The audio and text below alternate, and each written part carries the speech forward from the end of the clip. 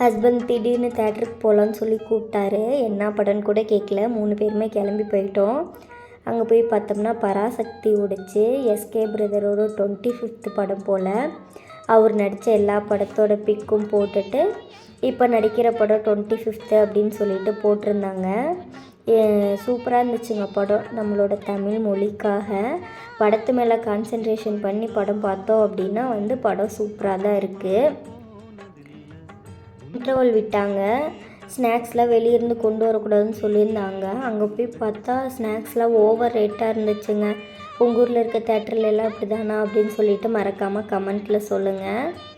பாப்பா தான் இடையில கொஞ்சம் நேரம் சினிங்கிட்டே இருந்தா. அப்புறம் அவளும் படம் பார்க்க ஸ்டார்ட் பண்ணிட்டா.